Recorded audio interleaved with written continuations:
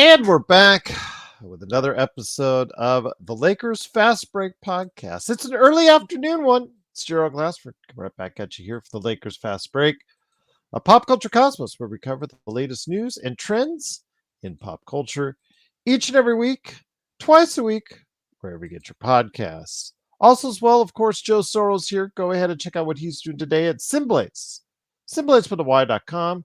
His upcoming course channel that you got to go ahead and check out, the Joe Soro Ox or Experiment. There you go. I got it right this time. And then, of course, also as well, his game Corrupt, right now available on Steam.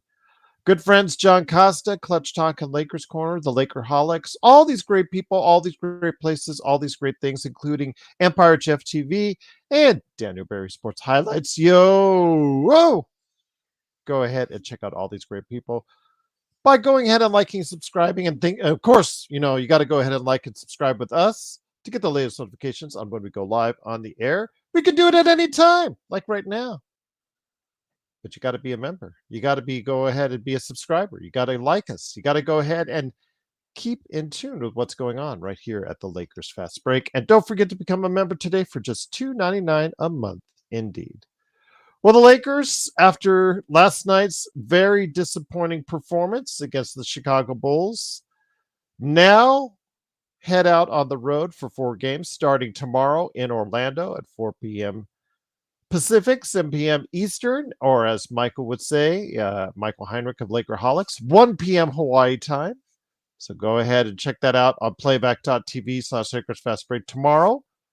But the question is, how important is this road trip to the Lakers season?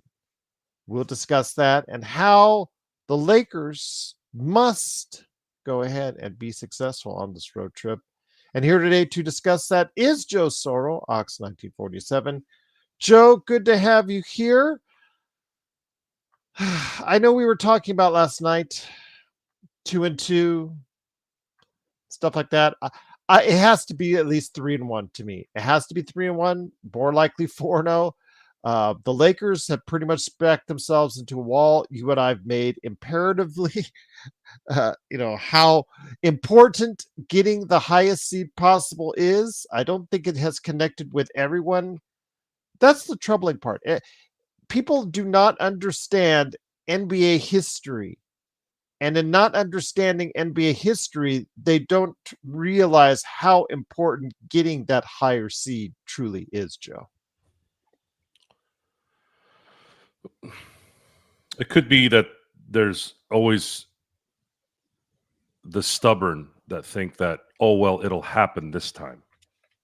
That's what happens a lot in just life in general. Well, it didn't work out the first 80 times.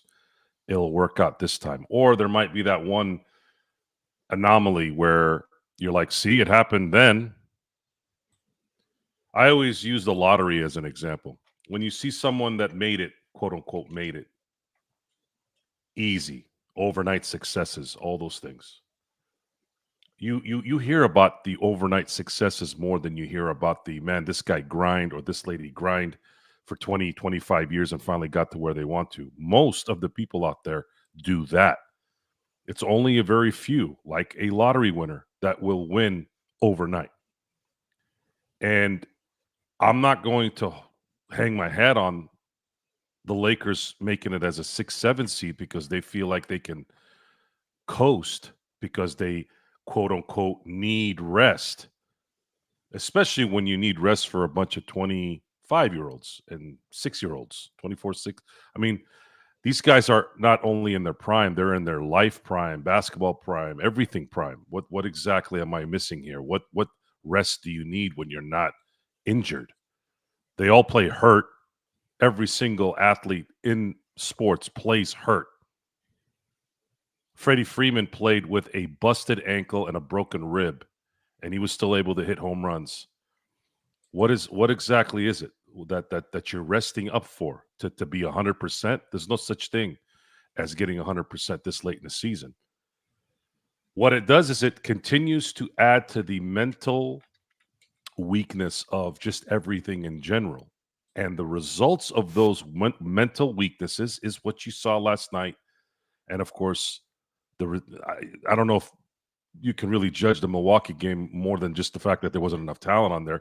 But what I did want to get on is I wanted to get on the fact that people's infatuation, as in the fans, maybe not the players in that game, but the infatuation with the fans about a minuscule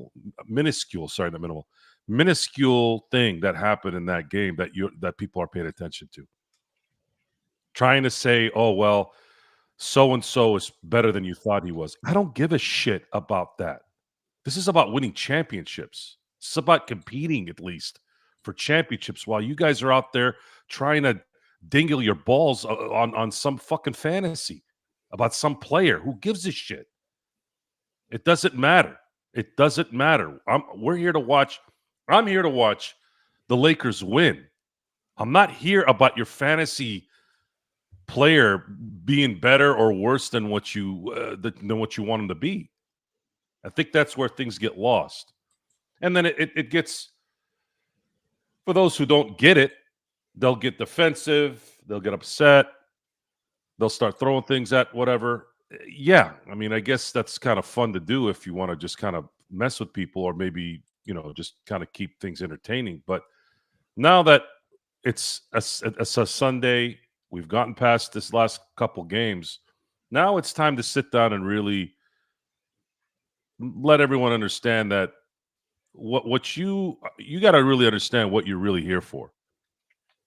Are you here for just waiting for people to be wrong so you can go and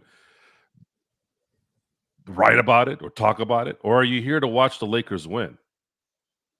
I'm here to watch the Lakers win. And when I see them put the foot down on the gas and win, I get very happy. When they break for no reason, that pisses me off. You all have to understand the difference, because it sets a precedent. It sets a momentum. This isn't me saying this. Go listen to Phil Jackson or read some of the. I haven't read all of Phil Jackson's books. I have not, but I've read some of them. And one of the reoccurring themes is being in the moment. They actually said this in The Last Dance. The narrator, whatever sports writer was narrating this particular part about Michael Jordan, was he was always in the moment. He was always present. If you're constantly thinking about what's going to happen in 10 years, 10 games, 10 months, you're never in the moment. You're always worried about something that's not even there yet. Live in the moment. If the thing busts, it busts. But live in the moment, and you have a better chance at not only quality of what you're putting out there, but it's very rare. And I'm going to use Dave Roberts' line that this year, which is amazing, factoring my Dave Roberts history. The game will pay you back. The game will reward you. Didn't mean to get all philosophical here, but it's true, guys. Why is it that Phil Jackson, why is it that guys like Michael Jordan, why are these guys so touted and admired? Because they won, and with that kind of mentality. You could still win without that kind of mentality, but are you going to win to become at that level?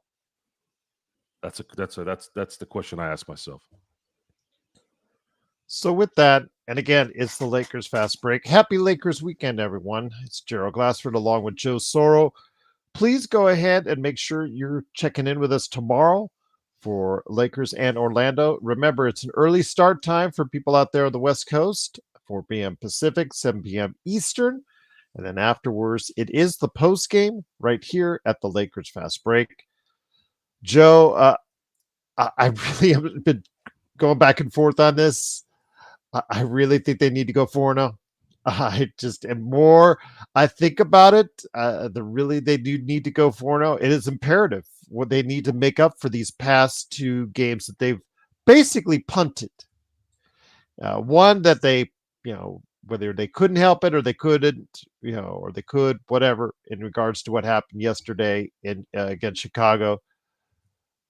But of course, as we've talked about, elaborated at length, at nauseum in regards to what happened on Thursday. these two games are the type of games that change your season if you let it. And the only way that they can prevent that from happening at all is by going out and knocking out these next 4 games and coming back in a much better frame of mind. 47 wins. That's what they need to get to. They can't even 3-1, which I have a feeling they'll probably go. That's my guess. I think it needs to be 4-0. I don't want to say it as far as being Mr. Positive or thinking unrealistic. It has to be a 4-0 road trip. They have put themselves in the position if they really want the second seed, like LeBron talks about, like everybody talks about, on the Lakers. If they really want that seed, they're going to have to go 4-0. Denver and Houston are playing today. If Denver beats Houston, there's a little bit more room for error there, maybe, but not really, because it's not likely the Lakers are going to win out. They'll win. They'll probably lose 3 or 4 more games before the season is over. But you'll try to take as many losses from who's ahead of you as you can. It's the losses against Utah, the losses against Charlotte weren't as aggravating as this last 2 were. The timing has a lot to do with it. The fact that we've seen this happen for the last few years, this constant scaling back, and it's a bad habit, and it's not made aware that it's causing problems. It's not ending well because it's a constant scaling back of, well, we want to make sure these guys are okay. Well, okay, LeBron, I get. Why DFS? Look what happened to Vando last night. As much as I can't stand his game, why was he sitting? That guy has no business sitting after sitting for 2.5 months. That guy needs reps. He needs somehow to keep playing if he's going to play like he did last night, if he can't catch the damn ball. That's the thing that's interesting about someone's assessment on what we're telling you is going on. I know what I'm looking at. I'm not making this up. Basketball at this level, football, whatever. You miss a game, you miss 3 games, you miss a week. It's your timing is off. These guys are elite athletes playing an elite game. Everything matters. Everything matters. Why are these guys sitting? LeBron, I get. That makes sense. Common sense. Why is a 26 or a 25 or a 24-year-old sitting down? Especially when they have so many deficiencies that they can work on in the game. You are not practicing on top of this. Yet, we have to be looked on as people that are, they saw one bad game and not. No, it's not one bad game. It has nothing to do with one bad game. If it was a bad game, we understand that. I get that. We've said that. 82 games, you're going to have a few bad games. But why is it always when we say something after the foot has been taken off the gas, you see these kind of performances and we're like, what the fuck? You see what happened? This is what happens when you do this. Because it happens.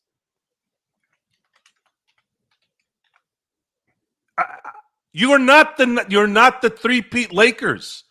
The three-peat Lakers could turn it on whenever the hell they wanted. And they proved it. Shaq and Kobe, Natalia was talking about that interview. Those 2 assholes could turn it on anytime they wanted. You are not Shaq in his prime, and you are definitely not Kobe in his prime. You can't do it. You can't. So why go back? Why take guys out, especially guys that have so many deficiencies in their game? Why would you do that? For guys who are healthy. And this is the result. And I'm tired of it. I'm tired of it. You going to play or you're not? That's something that get off of anymore. If you can win now doing this, I'll shut up. But we're not. They're not winning scaling back. They're not winning taking it easy and taking games off. I don't understand where this logic comes from. I really don't. And the results are right there, and people are getting upset. Oh, and it was one bad game. No, assholes. It has nothing to do with one bad game. And by the way, there's only 12 fucking games left. You have to get the second seed to have a shot. A third seed, it's going to be tough, especially if Houston gets that seed or Denver. That means you have to go to Denver. That means you have to go to Houston, who have elite guard play, elite perimeter play. What hurts the Lakers more than anything in this year? Elite, really, really good perimeter guys. Are you going to want to spend 7 games against Houston or Denver? It will happen if you lose that first game on the road, which the Lakers have not been good on the road. Pay attention to what we're watching. Stop watching fucking Twitter. Stop listening to all these dumb fuck assholes who have been shunned by God knows what, and now they have their own stuff going on, and they have to just create stupid shit. This is not coming from stupid shit. This is coming from what we're watching. I don't go around yapping at the lady at the grocery store about what's going on with the Lakers. This is Lakers fans watching this shit primarily. We're Laker fans. We have a playback show where we're watching as we're talking. What more do you want? What more evidence do you need to understand what we're saying? You're watching with us. I don't like it. I'm never going to like it, and I'm going to keep talking about it. Stop scaling back, especially the young guys. Why?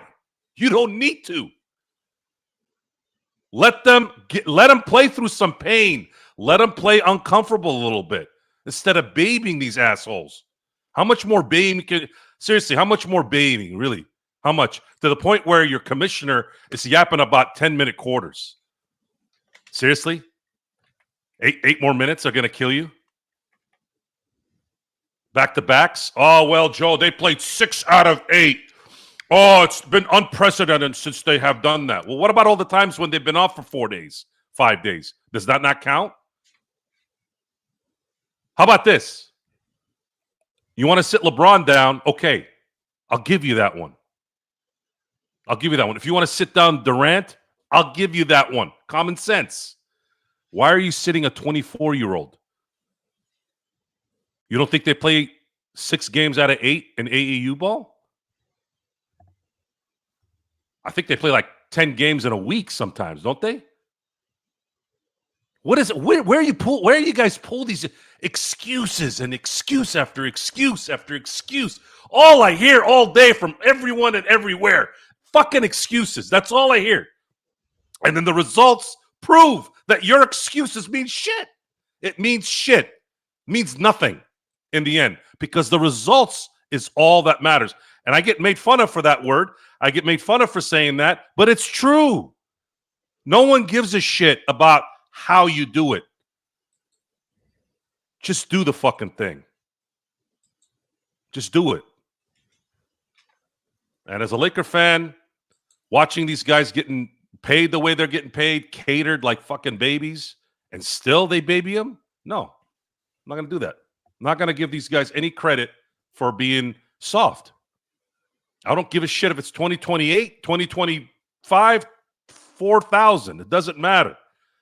Grow some fucking balls and play when you're not feeling good to play so that you can harden yourself. The weaker you get, the weaker your brain gets and the weaker your body gets. And that's just kind of where I'm at with it. I don't know how else to say it. And I'm going to say it. Guys, I have the energy to do this nonstop. You will never see energy go away on this one because this is something that is true. It's 100%. And we're going to see. We're going to see here in the next 12 games how the Lakers play this out. You want the Lakers to have a chance at winning a championship and beating Oklahoma City, the Celtics, or the Cavs? Your ass better get that second seed, and your ass better take advantage of some of the things that will go your way with home court advantage. You want to steal one from Oklahoma City? The history says that you can steal one. I've seen it. I've seen it. I've seen them do it to the Kings. I've seen it do it. I've seen them do it to the Kings, and I've seen them do it to San Antonio. That has history. But you don't see guys win championships regularly when they're on the road constantly. Just not. Only one team that I ever saw. That was the 95 Rockets. And that year, if you do a little history lesson on it, it's a weird year for a lot of things. Michael wasn't playing that year, really. He played 17 games. It was just kind of the NBA in general was kind of an influx. But yeah, I didn't. I had a lot of energy this evening, and or I should say this afternoon. I thought we would do a show in the afternoon because at night, usually the energy might not be as much. But at the same time, I think I'm trying to spare people around me not having to hear me scream at night. Well, let me say this. Sharon's in the chat asking, what excuses are you hearing from fans about load management? That's an organizational strategy, which is true. Players hate it. I'm not sure that's the case, Sharon. You keep blaming players. The other night, again, if you go look on Twitter and you look at, was it McMenamin or Trudell's? It kind of blends in after a while. And you look on video at the conversation that they had with Jarred Vanderbilt, and Jarred Vanderbilt talking about outside of obviously getting the highest seed possible, what are the things that come to mind that it's needed most? And Luka Doncic off camera, chiming in, rest. So you tell me, that's Luka Doncic. And I'm sure he is not the only one. So let's not just point this at Luka Doncic. This is a catered attitude by now the majority of NBA players, Sharon. Let's not take the players off the hook on this one. If a guy like LeBron wants to play, he plays whenever he will want to play.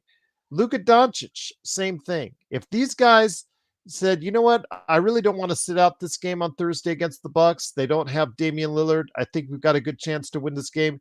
He would have chimed in and said something because he sat out, remember, the fourth quarter, the previous game. Same thing with LeBron. Same thing with all these other stars. Same thing with all these other players. If they really want to play, Joe, they will play. They will just tell their coach, I'm going to play whether you like it or not. There is a fine line between saving your player from his own disaster. That's why being observant in those moments, being in the moment and understanding, listen, you just played 40 minutes in 6 of 8 games. We want to make sure that you're not going to bust the tire. So I'm going to take you out a little bit on this next run, maybe halfway through the first, maybe a few minutes in the second.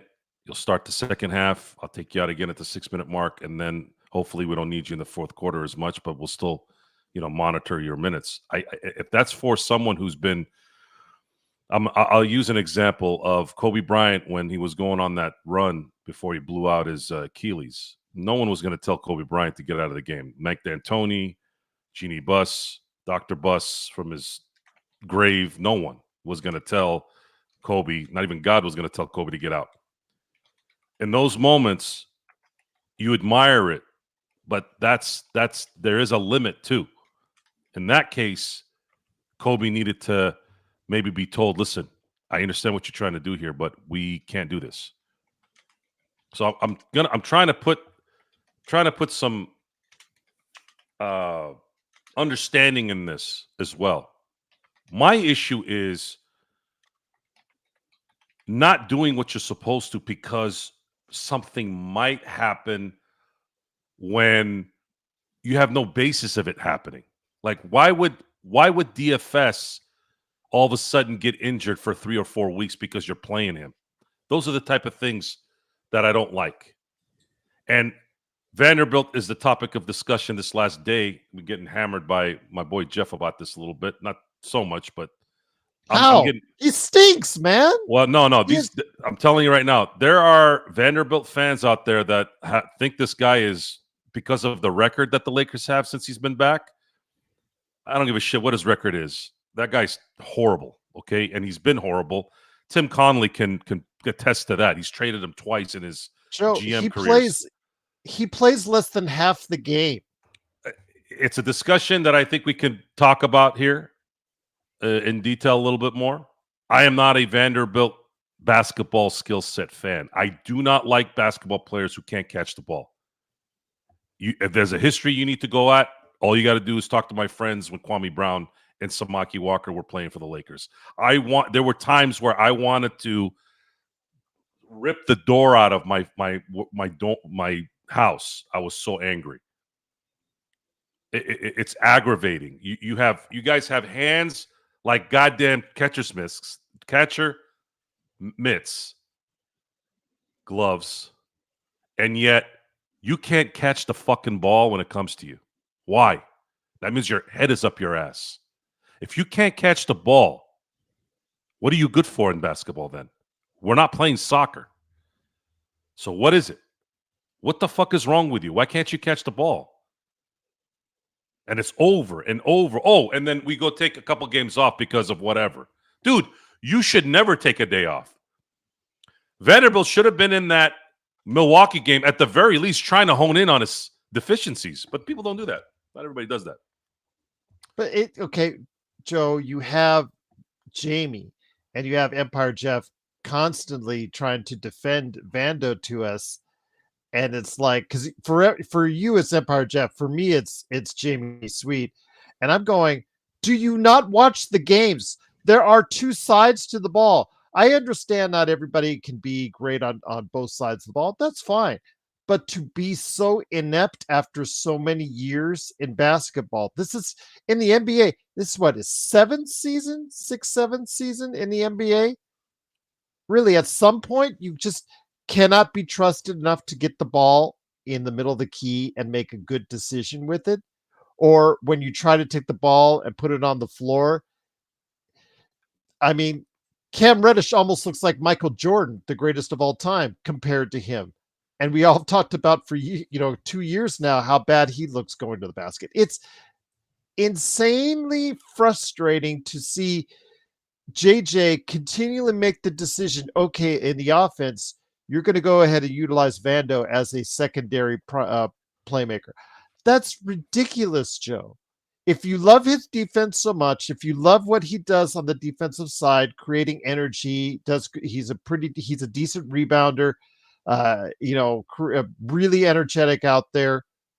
Fine. Find him a spot where he can do the least amount of trouble, because whatever the Lakers are doing with him, it's not working now. And I understand he's only playing between 10 and 20 minutes a game. But if you're telling me, if you're hyping him up so much like Jamie does to me and like Empire Jeff does to you, if you're hyping him so much and saying he's such an impact and the winning record behind him and whatnot, then why, when you put the ball in his hands, can he not do anything constructive with it? Unless it's really right there at the basket or really the best or cleanest look he can get. The asset he brings is if the defense is doing more zone type defensive schemes where he can get into passing lanes, that's where his best attributes are. He also, when he does risk a little, he can be impactful. He can anticipate sometimes well and create a problem. But those two situations have to be kind of the stars have to kind of align for that to work consistently in a 48-minute game. And they don't usually align when the playoffs come, because everything's in a fine-tooth comb. Everything is detailed. Your opponent is honing in on your team and only your team. And it's easier to adjust to a team that you know you're going to be playing for a week or so, versus if you're going to be playing a fast-paced team like Houston versus, let's say, Cleveland, if their bigs are doing what they do. The opposing team also can force you, if they're smart and they're executing the job, force you to play pick and roll with someone like Jarred Vanderbilt, which I saw the last couple games. Well, not Milwaukee, the one before that. And you saw, like, why are they running a pick and roll with Jarred? Because I went back and looked at some of the tape. I'm like, this was the opposition forcing them to play pick and roll with Jarred Vanderbilt, forcing Jarred Vanderbilt to get that ball at the corner. They're going to let Jarred have that shot no matter what. He could make 3 in a row. They're still going to make him shoot that because Jarred Vanderbilt can't focus.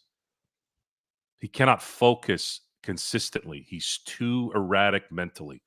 When you can't catch the ball, Kobe didn't have big hands either, folks. And I remember early on in Kobe's career, he used to lose the ball a lot. He used to use the ball. He used to lose the ball a lot, actually. He worked on it, and it got better. Jarred Vanderbilt obviously has not done that and doesn't look like he will. And I think he's got larger hands than Kobe, too, if I had to guess. Maybe he doesn't. I don't know. But it's a concentration thing. And if you can't concentrate on at least catching the ball, especially with someone like Luka and LeBron throwing you the ball, then you have no value on this team. Because it doesn't matter what you did on the other side. If you got the steal and now they're running a semi break, and then you're trailing, and they get you the ball and you're fumbling shit all and turning the ball over, what difference does it make? You did it, it's a wash. You didn't do shit.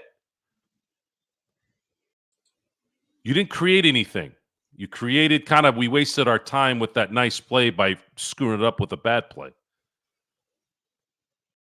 And I used to call it the Hines Ward effect. Hines Ward, I used to remember very vividly. Hines Ward would make a drop or mess up somewhere. And I swear it was like clockwork. The next play, he's catching some 14-yard in for a first down. Like, it was like clockwork. He made up for it instantly. It's like putting a cattle prod up his ass. Just like, oh, I got to make up for what I just did. Like, it was, some guys are like that. And that's something that I always kind of wished everyone that I was cheering for would do. You know, you make a mistake, go make up for it right away. They're all going to make mistakes.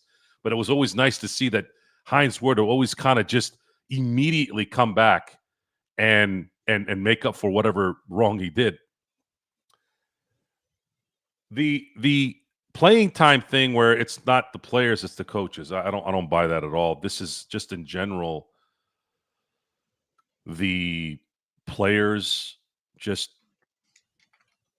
they don't really have the urgency to play every game.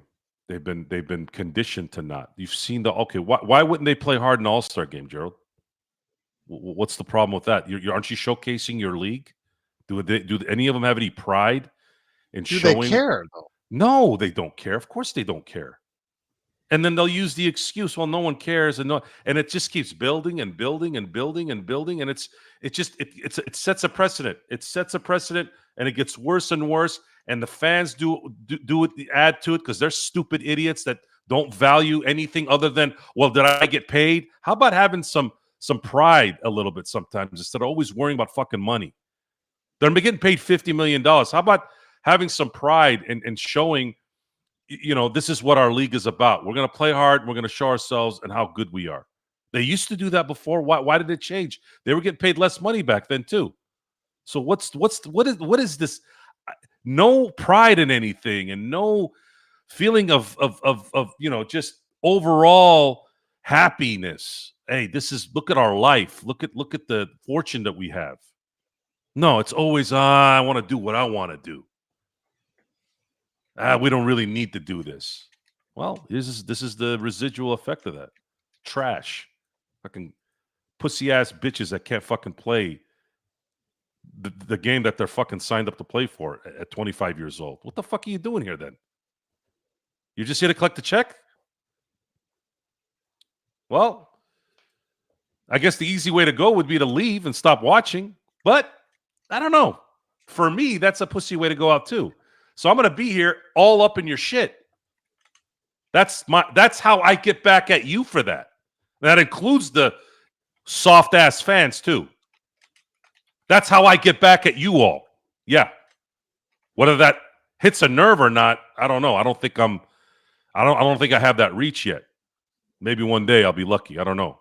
But that's how I get back at you, because I do love the sport and I do love my teams. So maybe this is the only way I can feel good about it for me, and not just quitting like 99% of other people. I don't like to quit, especially something that I like. Well, if you guys aren't going to do it right, doing it right means showing the fuck up. At least do that. Then I'm gonna make it loud. Hey, why aren't you playing? Well, the coach, this and that. I go, and then go talk to the coach. Why the hell did you not play him? He needed rest. Fuck your rest. Take a pay cut then. I'm just going to say this, Joe, and you can disagree with me, but remember last year was like for a microsecond because he got hurt again. But Vando, we hate Ham in wins and losses, the famous Doobie line. But the one thing Ham and Pockets did correctly was that he figured out a place for Vando. It wasn't at the 3-point line. It wasn't at the free throw line. He put him in the dunker spot. Because if he catches the ball on a lob and he's in the air already, he can still do that. We've seen him actually do it in games here recently. But the one thing he can do at a decent level on the offensive end is an offensive rebounder, Joe. And that's something the Lakers do need. So that's the only thing that seemingly, was effective at. Again, it was only for about a 2-3 week period, and then he got injured again, and that was the rest of the season. So your mileage may differ on that. But this is a guy, you look at his numbers. I said people were trying in this chat, were trying to go, hey, he's really doing good at 3-pointers. They thought they were going to see the kind of turnaround like Aaron Gordon. You guys put Aaron Gordon in the comments. True. He has evolved from a high volume, below average 3-point shooter into a good volume, efficient 44% 3-point shooter. And you guys were saying that earlier, 2-3 weeks ago, that Vando was on his way to becoming just like that, because he was like 36%. And I'm like, look at the averages. Look at his career. He is a career 29% shooter. And sure enough, Joe, he's starting to trickle down, starting to miss more and miss more and miss more. The guy cannot be depended on at the 3-point line or to make decisions or to drive, because it just seemingly not working out. The only place on the offensive end I've seen him actually be effective was last year for that brief time at the dunker spot. I don't trust him in any offensive plays at all. I even struggle when he's under the basket, because I don't know if he's going to miss the layup. I don't trust him. Not in the big games. And I never will. He's given me no reason to trust him. I trust DFS. I'm not as high at DFS. DFS got thrown in some of this. Well, the thing is with DFS, he has shown that he can guard multiple positions, and that's something the Lakers desperately need. And he can occasionally make the three, not from the corner either. He can make a three, and he can make a couple. He can throw up eggs, man. There's a reason why he's only been a 10-point game scorer. Well, that's fine. We saw a little bit of that last game where he was just absolutely terrible. That's fine. On both ends of the floor. That's fine. But when things get a little tighter, he will get more open shots in the playoffs, and he can at least guard more than one position, more than two positions, more than three, and even. I'm willing to be patient with him, and I think his game isn't as deficient as Jarred Vanderbilt's is. Not even close. I think he brings a lot to the table when he's on. Role players are they're an iffy bunch. You have to kind of take what you can take from the few, and always hope that one or the other will have that important game be their game, and then as they switch off, that's what you want. You want this role player to have this game be his game, and then the next one, if he doesn't show up, you have someone else that picks up the slack.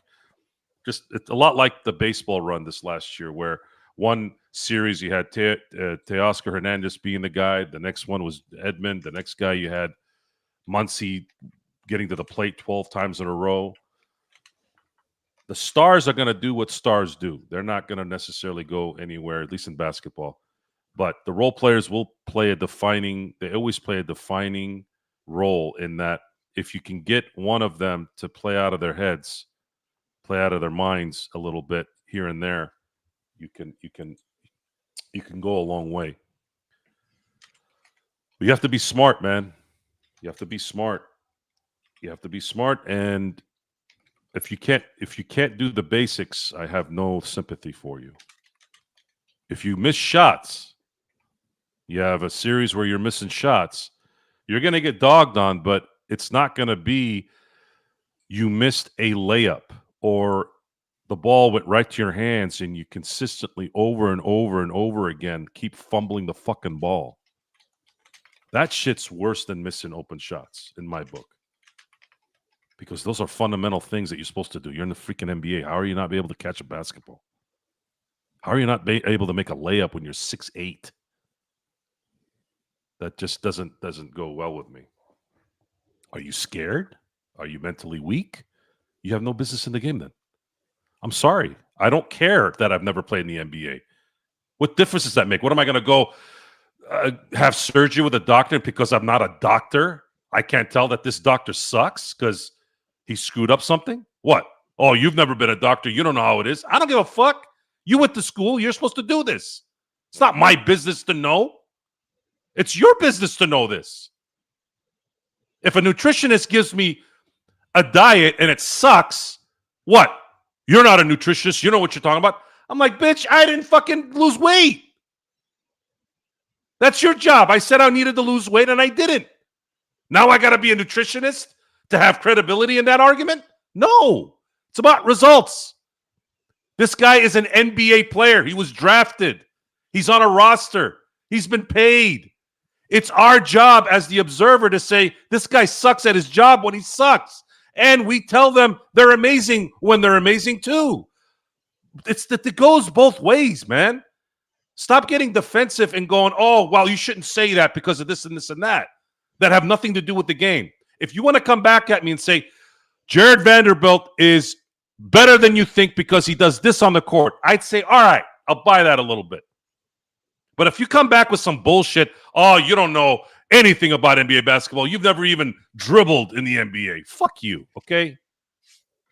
99.9% of the population has never fucking played in the NBA. What the hell's your point? Bill Belichick is the greatest mind of the last 50 years in football. He never played a fucking blade of grass in the NFL. What do you get? What? He don't know football because he didn't play in the NFL? So just that kind of stuff needs to be brought out because you see it. It's easy for these little pussy-ass weasels online to say it because there's no consequences. It's easy for people to say that. And wanting a fantasy land type story, like this constant story, I've said this a few times, like all these happy stories. Oh, he went through this, and who gives a shit? Like, why do people like that stuff? That's me.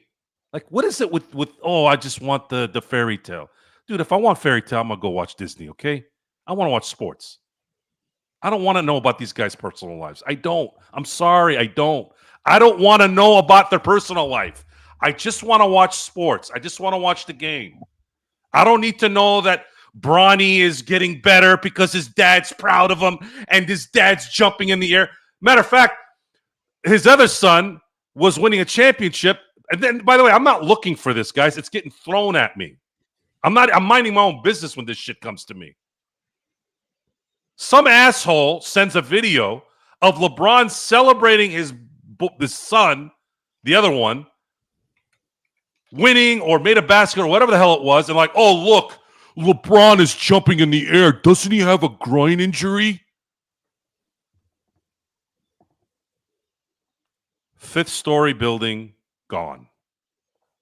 That's where that belongs. And now you know where the anger comes from. What does him jumping around celebrating have to do with his groin at his kid's game? This is why I don't want to see this shit. This is why. I don't want to see it. I don't give a shit about these guys' personal lives. I don't want to hang out with them. I want my team to win. I want my team to win. That's it. Just like they don't give a fuck about me or you, I don't give a fuck about them with their personal stuff. None of those people give a fuck about your personal life, what you do, whether you're alive or you're dead. So let's get out of that for a minute. Focus on the game.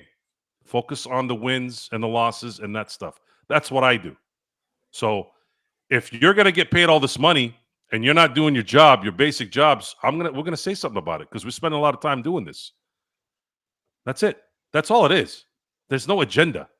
There's no, oh, he's not thinking straight. No, I'm thinking pretty damn straight. I'm always thinking straight. No matter how loud the volume is, I'm always thinking straight because this is what it is. Now, mistakes can be made, sure. You might assume something here and there, but okay. Yeah, I might have jumped the gun on that one. I'm sorry. You get it over, you apologize, you get over it, and let's go on with ourselves. Let's go on with our lives. But this is not. This is a reoccurring theme. Constant weak ass sitting guys, constant deficiencies in certain players, and half the freaking crowd is saying that it's not. Guys, come on, wake up. Wake the hell up. There's problems here. Don't get yourselves in that mindset of being soft. Go get the damn championship if you have a chance at getting it. Stop worrying about rest. If you want rest, the summer's coming. Otherwise, why are you playing? That's it. So when it comes to Vanderbilt, what's Jeff's reasoning on Jarred Vanderbilt? I think Jeff looks at it from a coaching standpoint. Mm-hmm. I've never coached basketball. I've coached a little football, but coaching basketball, sometimes stats and things like that, maybe certain people think, well, there's intangibles that they have that they help, which we did point out some intangibles. We pointed out the fact that he's good at causing havoc in passing lanes and taking calculated risks that more often than not can be a benefit. But when the opposition starts to draw out your weaknesses, how do you work around that? Well, you're supposed to get better with your ability to do the basics there. I told you I don't like basketball players who have bad hands. It drives me up the fucking wall. If you can't catch the basketball consistently, it's probably the biggest pet peeve I have in basketball. Not missed shots, not even turnovers. Which is funny because that ends up being a turnover usually, right? But not really. Not really. It's actually worse because it's an opportunity to score and you keep fumbling the ball. It's worse than a turnover to me because you not only turn the ball over, but you guarantee that you're -2 in points at that moment. So it's almost like two bad plays at once. I don't like players who can't catch the ball. That is something that has plagued me with basketball since I can remember. I don't like it. And Vanderbilt he's from the ilk of Samaki Walker and Kwame Brown. Those two fucking guys. I mean, murder was in my head with those guys when they would constantly miss wide open passes and just fumble them like fucking idiots. Don't fumble the ball. You're 7 feet tall. What the fuck are you afraid of? Vanderbilt's 6'10", isn't he? 6'8"? What are you afraid of? If you're afraid of catching the ball, get the fuck out of there. Alan has a good point. He said that he works best, or he works out there as a chaos machine for 10 to 20 minutes, but with the playoffs, it will probably decrease. Yeah, it's a chaos, but the problem is it works both ways. When you have that level of activity, that's great on one end of the floor, but if you're just out there creating chaos, it works one way, but also can work another. And lately, we've been seeing that chaos more on the offensive end than what he's been giving you defensively. Defensively, I've seen him being beat now on more than one occasion, which is concerning because he is supposed to be one of your primary defenders. And I've seen him being pushed out of the way on others.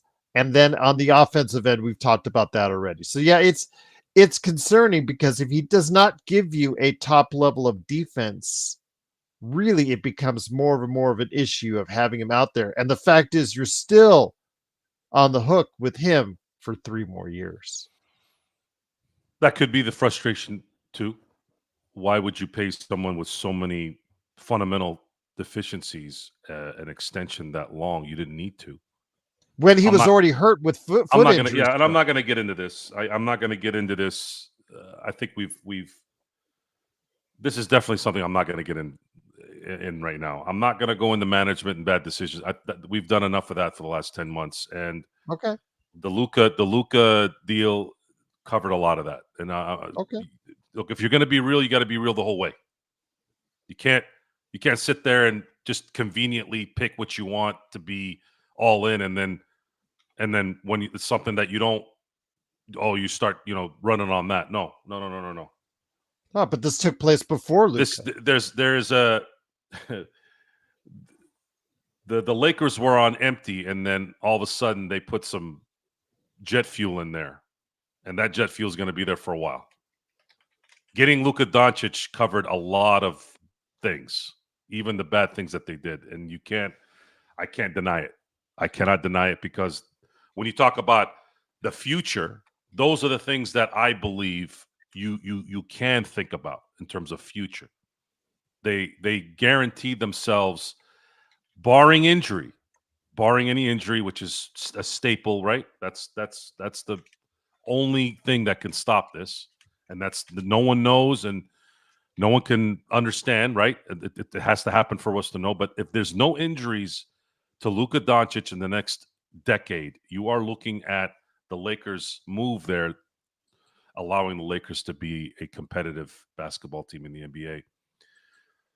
So I'm not going to get into management, but what I am going to get into is I'm going to continue to put the pressure on the things I don't like, and it's going to be very hard for anyone to logically speak about this and have it make sense to where I'll go the other way, because there is no other way.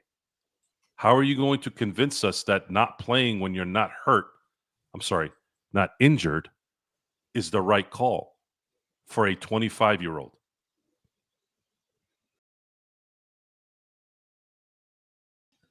That does not make any sense to me. When you don't really have, if you had a 17 game lead, maybe that needle kind of goes a certain way. But what about when your team needs to get to a position for the best possible chance for you to win, and you still do it? Why? I want to know why. Why does seeding not matter to some of you?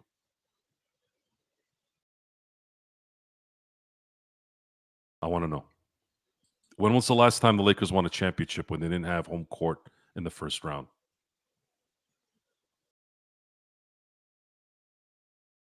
In the modern game, I don't know if it happened in the 50s. I have to go check. But I do know this. Modern game, it's 0.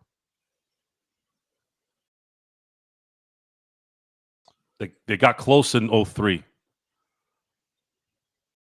And that in itself is a good story to tell, to kind of put this thing in a nice bow. What happened that year, folks? This isn't Joe Soros, some nobody on online now. What did Kobe say to Shaq about that toe surgery in 03? Oh, you took a toe surgery and decided to take the first part of that off. Well, what ended up happening was the Lakers weren't winning a lot of games at the beginning of the year. I think they were 25-23 to start their first 58 games. No, wait. Yeah. No, 47 games, sorry. 48. 48 games.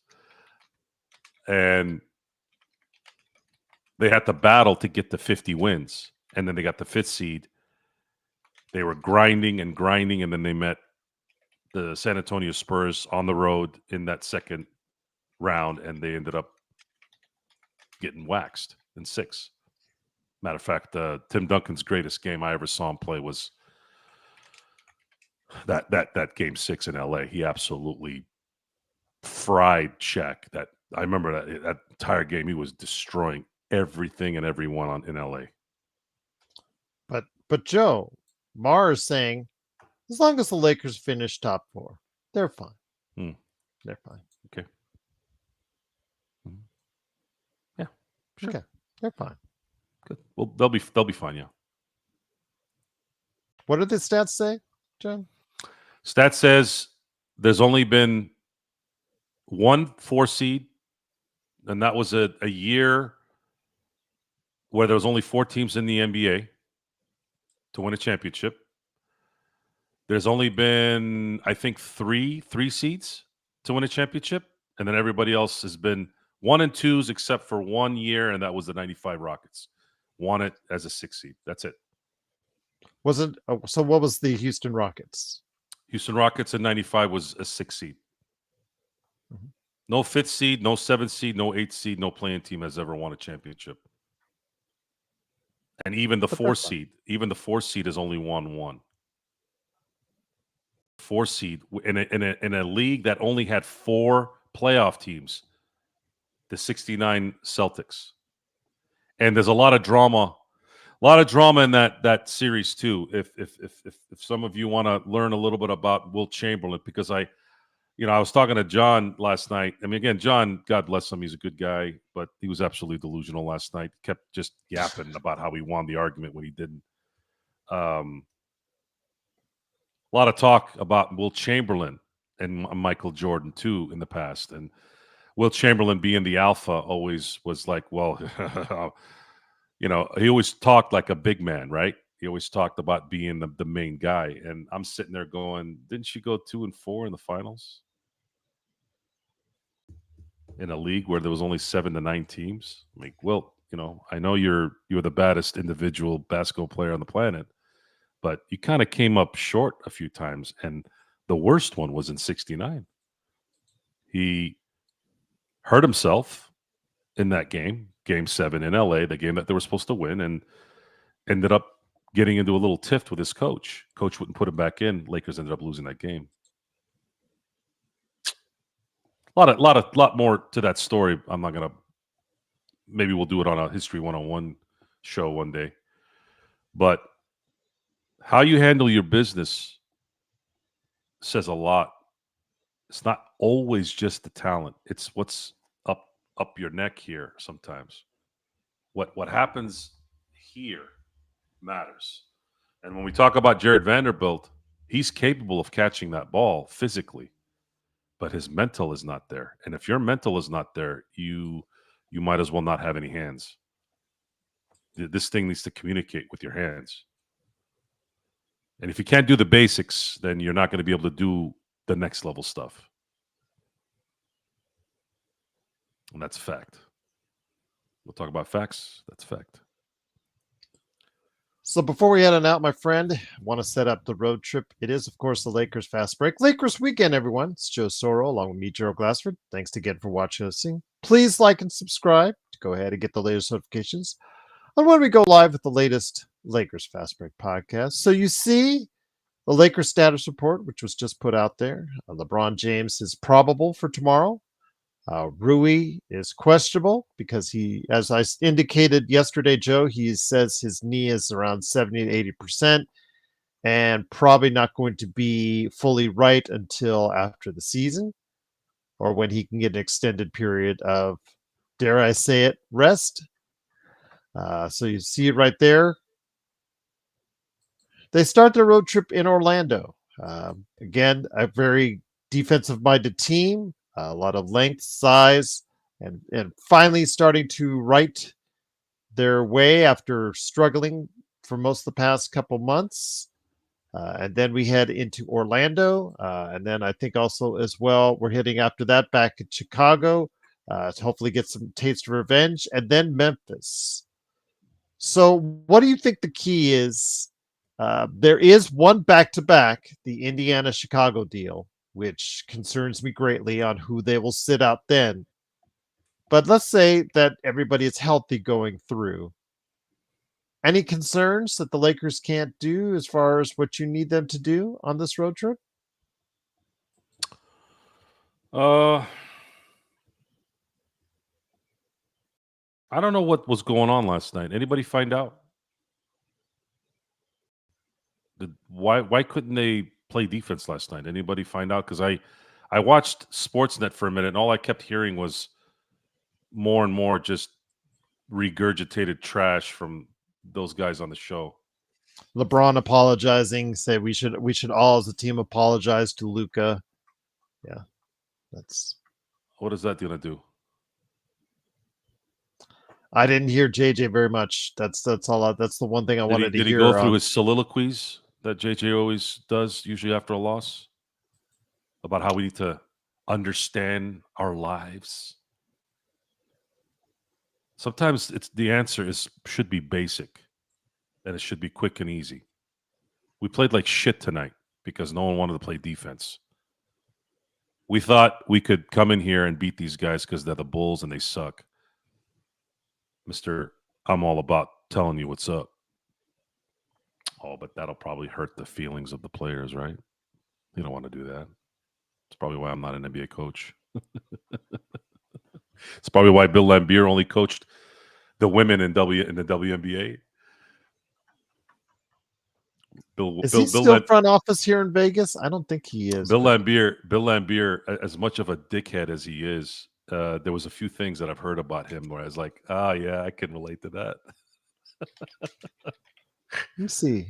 I can relate to that. Still doing it. He's said some funny things about NBA players. Oh, he's retired.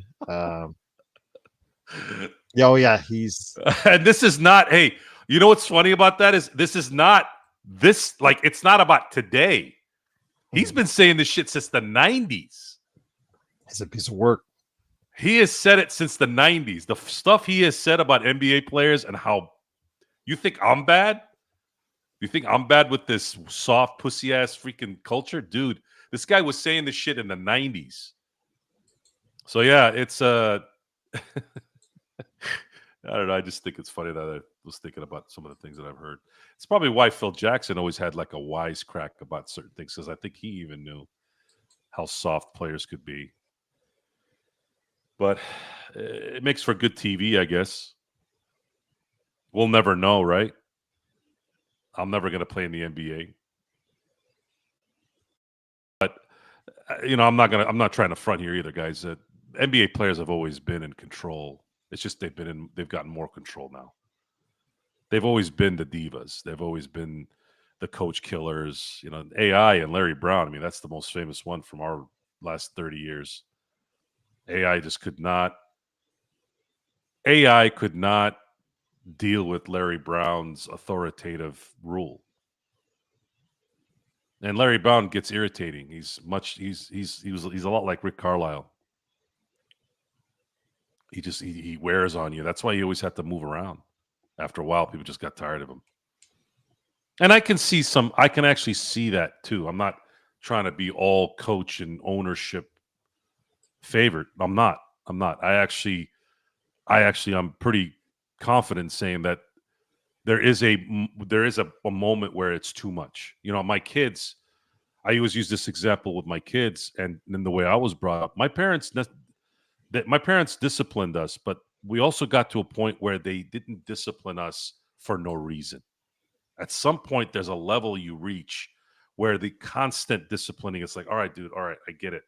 I got to get up at 8. Okay. And guys in the NBA are still somewhat grown men, and I say somewhat grown men. You have to identify that maybe at some point, if this person doesn't understand that they need to do what they need to do, then maybe your message isn't getting there. And if your solution to that is to treat them like they're children, I guess there's somewhat of an understanding there, but it's probably not going to work.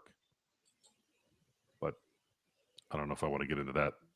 Point is, I don't know what to think about what's going to happen here, and I think that's part of the fun. We don't know what's going to happen in this road trip. They could end up going 4-0. They go 4-0. We're going to be sitting here slapping, grab-assing, and saying, hey, yay.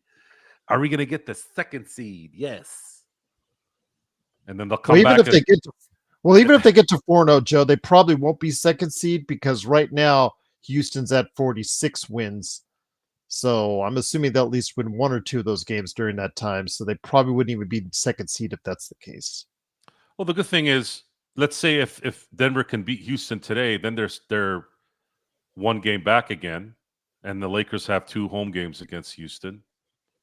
If all things are even, and the Lakers beat them in both games, then they have a chance. But it's too long. They have to stay within 2 games. So It's they too have yeah. to It's stay. too far away. With 12 games is a pretty good amount of games. Plus the Lakers are playing after they get back from Chicago. They're not playing anyone else in the Eastern Conference after that. But they go to Memphis, which All is they're still doing, Eastern time zone. all they're doing is playing Western Conference Finals. I'm sorry, Western Conference teams. After the Chicago game, after March 27th, they're only going to play for what will be almost a month. Only Western Conference teams. What does that mean? Well, it means those tiebreakers should. Well, actually, they're going to win the division.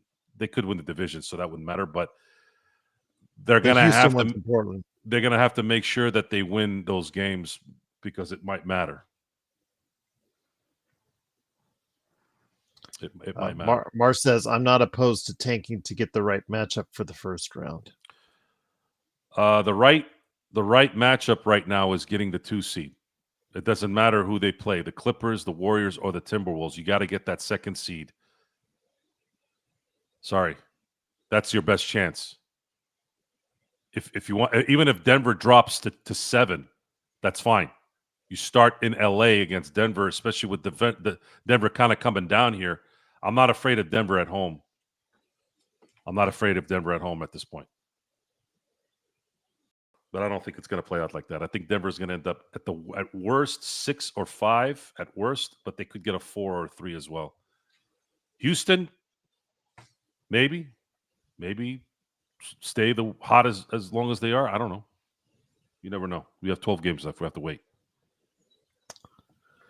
But it starts tomorrow.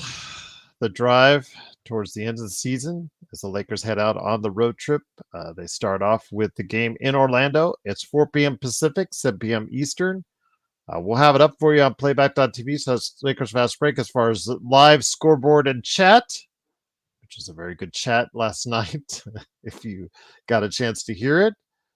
But Joe, definitely appreciate you stopping by for this weekend edition of Lakers Fast Break. Looking forward to hearing your thoughts tomorrow on the post game. Any last thoughts before we head on out? Win games. Show up. Show up and win games. Stop being a bitch. That includes you, JJ Redick. I'm talking to you. Stop sitting your players when they're not injured.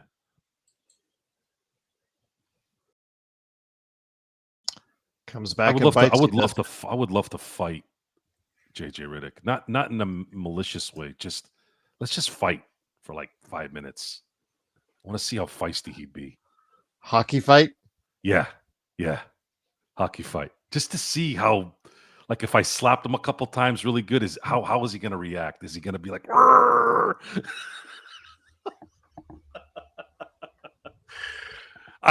one of the best things about Fight Club, I don't mind the movie. I think it was a good movie.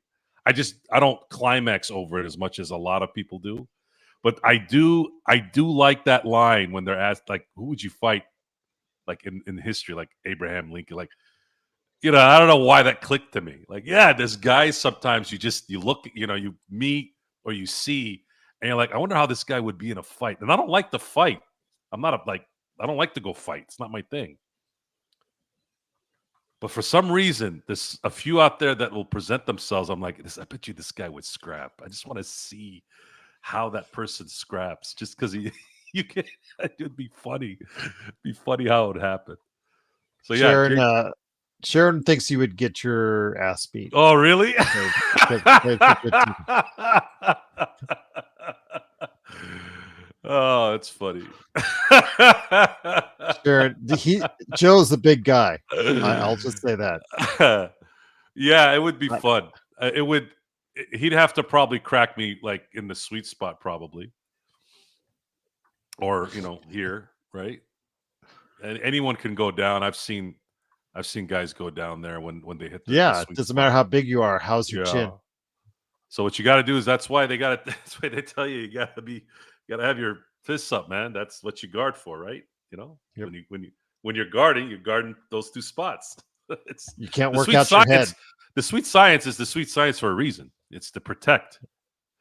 And I never boxed, but I've done a few things here and there in my time, but everything usually ends up on the ground though. In the time actually one time it didn't because I didn't have to, but it's just I think it would be fun just to kind of a lot of times you really find out about people during the ultimate moments of survival. That's one of those few things that you can do that doesn't mean that you got to end somebody's life. I mean, when it's life versus life, that's a whole different beast, and I hope to never be involved in anything like that. But that's the closest thing. So I don't know. Every time I see him, I think about it. I can see you if you actually do end up interviewing him. Sorry, JJ. I just whenever I see Hey you, I just JJ, wanna... I want to fight you. Would you want to fight?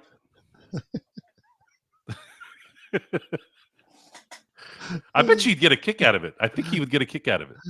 I think he JJ, I would don't know too. what it is about your face. I don't know. I just feel like I want to fight you for some reason. Do you want to fight? Let's fight. No, no, don't sue any. I'm not gonna sue you if you hit me, and I'll sign an NDA, whatever. I'll sign anything you want, liability, whatever. I just want to punch you, and you punch me, and we fight. Like I want to see what's up. Yeah, Mar, I don't think the NBA is the NFL. As a matter of fact, the NBA players are playing in the NBA because they don't like the contact in the NFL. I hear over Nikola Jokic. He said that Michael Malone just said that the Nuggets were hoping to bring back Nikola at some point during the team's upcoming 5-game homestand. So I'm guessing he will be out tonight still with that Really? elbow contusion. Yeah. So Well, and he doesn't think he'll play tomorrow okay. in Denver. But So everything looks to be going towards Houston winning, which means the Lakers will still be. Well, actually, the Lakers will end up going up to the 3rd seed again.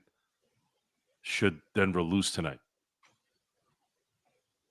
but they got to stay within distance. That's why this to me, this road trip is key because they have to stay within breathing distance of the Houston Rockets. It is imperative that they do because if they don't stay within 2 games of Houston Rockets, with Houston still having an easier schedule up until the end of this month, it's yeah. I don't Well, know. they're a game ahead of Memphis, and they're technically 2 games based off of division winning versus non-division winning. The Lakers may have looked at the schedule and said, we're going to get the 3rd seed, even if we play it safe. Maybe that's what they think is going to happen. And if they happen to get the 2, great. But I think they're probably going to be comfortable getting the 3rd seed at this point. Yeah, maybe. We'll see. We'll see indeed. But it is starting tomorrow, the road trip at Orlando, starting at 4 p.m. Pacific, 7 p.m. Eastern. Truly appreciate everyone being here. Legend, Eric, Doobie, Autism, Mar, Sharon, E. Gibson, Tufso, everybody that was part BC, everybody that was part of the chat today, and everybody watching. Make sure you like and subscribe if you like what we do. We'll be back tomorrow, like I said, to go ahead with the scoreboard and chat, playback.tv/Lakers Fast Break, and then, of course, the post game right here at Lakers Fast Break. So for Joe Soro, a.k.a. the Joe Soro Experiment, along with me, Gerald Glassford, thanks again for watching and listening. We'll see you tomorrow for the road game at Orlando and the road trip. That's all important for the Lakers season. What will happen in the Magic Kingdom? We'll find out tomorrow right here at the Lakers Fast Break podcast.